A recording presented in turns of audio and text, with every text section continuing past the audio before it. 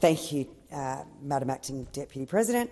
On behalf of the Joint Standing Committee on the National Disability Insurance Scheme, I present the final report of the Committee on the Capability and Culture of the NDIA, together with accompanying documents, and I move that the Senate take note of the report. Now, I've just got do you wish to speak to the report? I do wish to speak to it. Thank you. Now, the NDIS Joint Standing Committee is one that usually, as we work through issues, approaches our inquiries and what we're looking into in a reasonably bipartisan way. It's something that we always endeavour to do because we know this is not only the largest part of a budgetary spend in the social services space and a program that is growing, but it is one that affects some very vulnerable people in our society. So it is important that we do try to work together as much as we possibly can. And so, whilst there were 27 recommendations through the final report, there were a couple of them that I really was concerned about and felt that they fell well short, especially when the actual report was about the culture and the capability of the NDIS. Now, one of the issues that we were looking at was the financial sustainability, because without financial sustainability, there is no scheme. And we think it's important that if you're saying you're going to improve the culture and you're going to improve the capabilities of an organisation, that you want to make sure that there's some funding there for that to happen.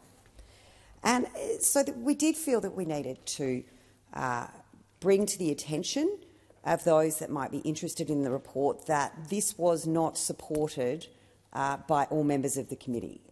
It was supported by the Coalition, it was supported by the Greens, that the financial sustainability reporting be part of the report, but it was not supported by members of the government that should be something that we looked to. And that is why, and I'm sure my colleague Senator Reynolds will speak to this more so when she makes her contribution, but we know that it is disappointing for people that are participants in the scheme and their families.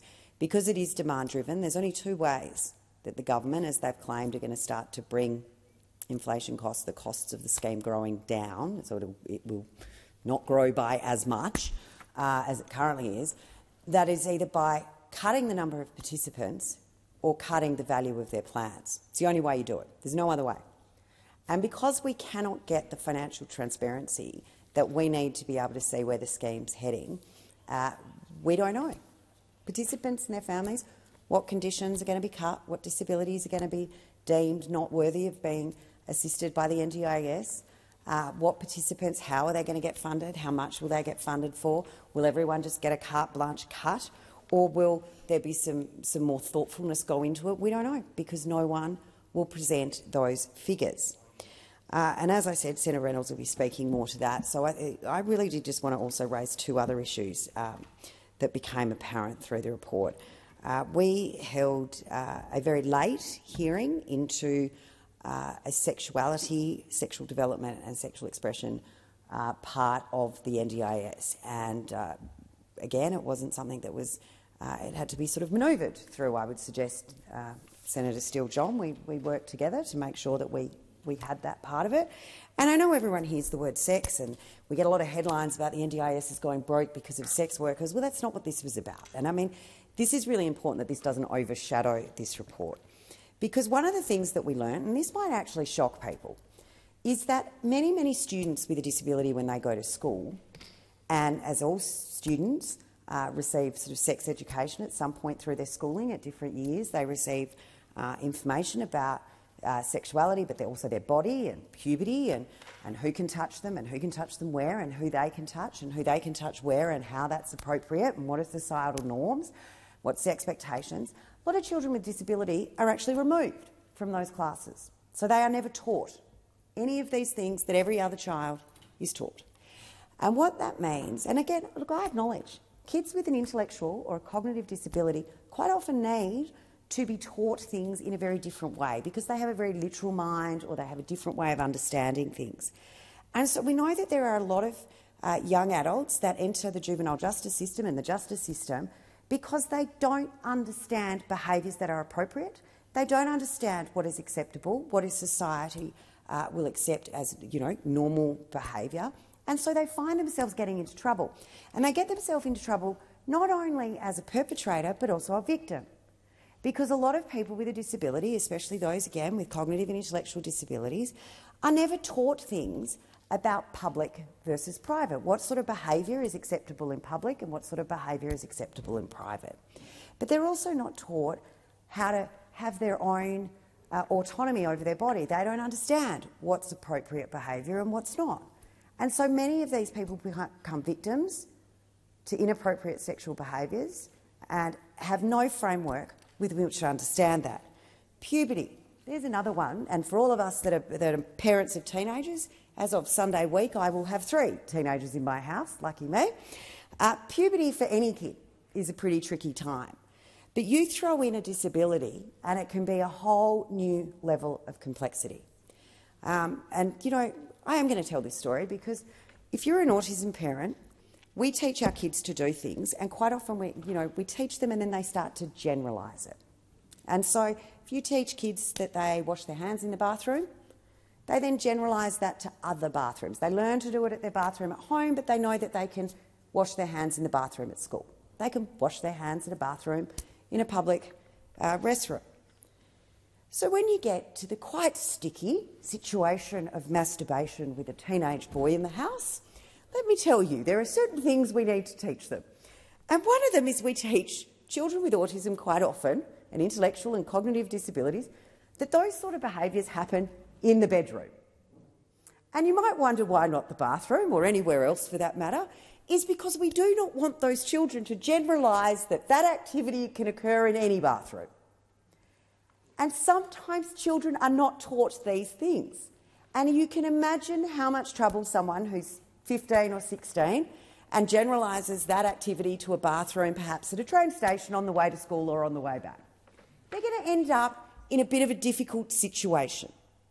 And so one of the recommendations that we have made is that during a teenager, when they've got a disability doing their NDIS planning, that there is some recognition, particularly during those years of puberty, of sexual development, that children are given a framework, that there is an understanding that there will be a need.